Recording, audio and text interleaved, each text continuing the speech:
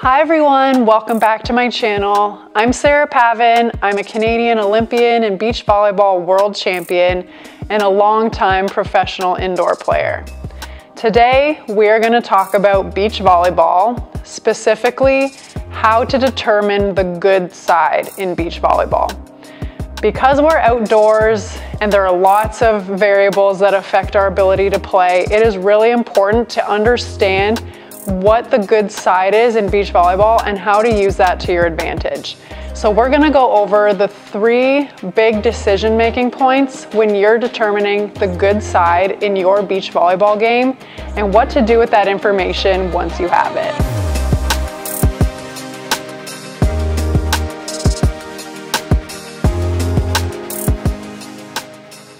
The first thing to consider when determining the good side for beach volleyball is the wind. And I like to consider this almost the trump card.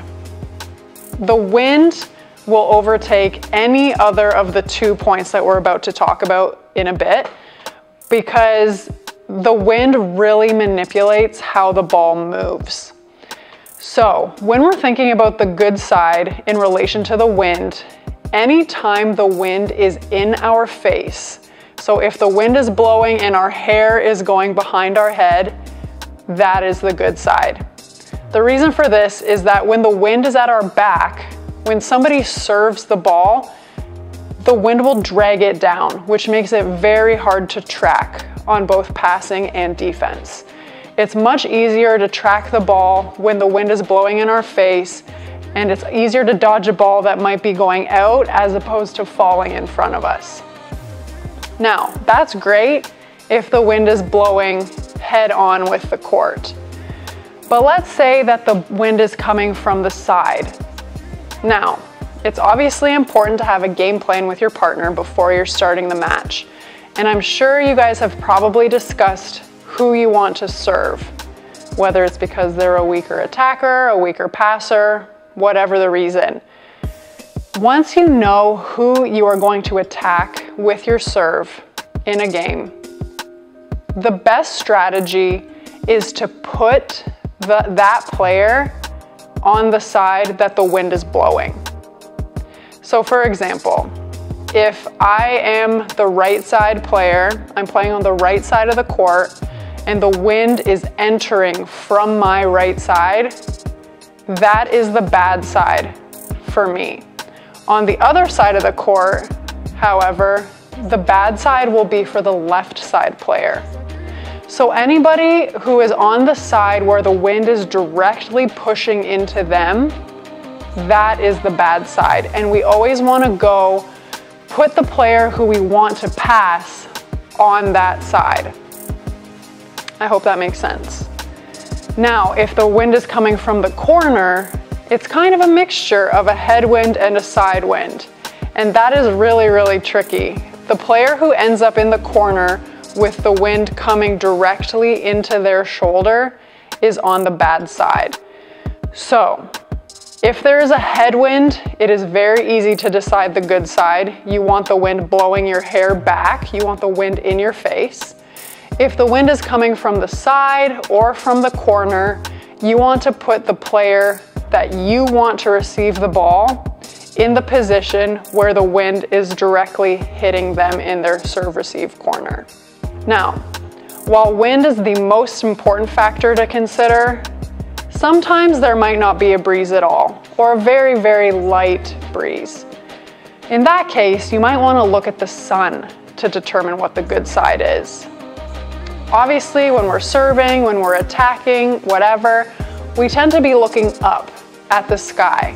So we want to be able to be as comfortable as possible and have the sun out of our eyes. Now, sometimes, again, headwind or not, the sun might be right at the back of the court. In that case, you want to be at the place where the sun is at your back, because anytime you look up, the sun will be out of your eyes. If the sun is on the side, you want to think about who is setting the ball and who is hitting the ball. Oftentimes when the sun is on the side of the court, the person setting will have a lot of difficulty being able to see because they will be facing sideways when they're trying to set their partner. So, going back to game planning, if you know who you want to be the attacker, put the setter in the most difficult position possible so they have to stare into the sun when they're trying to execute a set. That is the good way when there's no wind to determine which side to pick for the sun. And again, if there's a sun and a strong wind happening, always avoid the wind and put yourself in the best position for the wind instead. The third thing to consider in determining a good or bad side in beach volleyball is the court itself.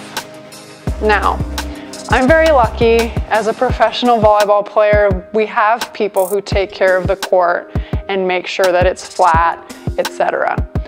But sometimes when we're beginners or we're playing for fun, we have to take care of the court ourselves. And if you look closely, you may notice that the court has a slant.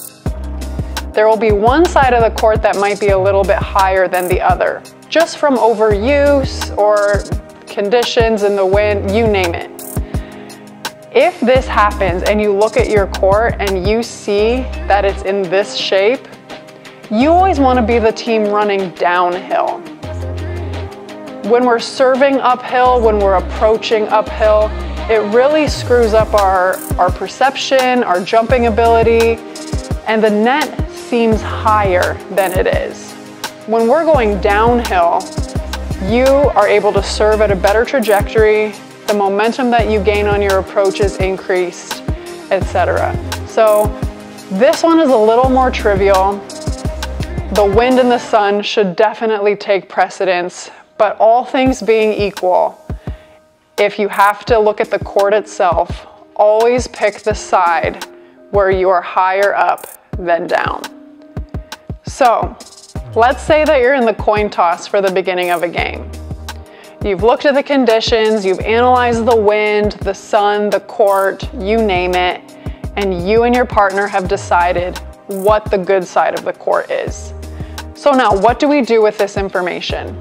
When you're at the coin toss, we know the person who wins the toss in beach volleyball gets the choice to serve, to receive, or they can pick what side they want. If there is a definitive good side, bad side, my rule of thumb is always to start on the good side. This way you can start the game off with that slight advantage, you can really go for your serves, put the other team in trouble, so you have a nice, hopefully a nice little padding of a lead when you do your first side switch. If there isn't really a good and bad side, let's say there's barely any wind, no harsh glare from the sun, etc. My personal preference is to pick receive because I always want the opportunity to be the first team to score a point. Now, different teams have different preferences. Some teams like to serve first because they're really good from the service line, but it's up to you. My recommendation is when you are given the choice and there is a distinct good side versus bad side, always start on the good side. It just gives you that little extra bit of an advantage and confidence in a sport that is so dependent on the elements and that we don't have complete control. Okay, you guys, I hope you found that helpful in how to determine the good side and the bad side in beach volleyball. As always, if you have any questions, be sure to let me know in the comments below. And I would love it if you would like this video, subscribe to this channel for all of your volleyball related content. Thanks.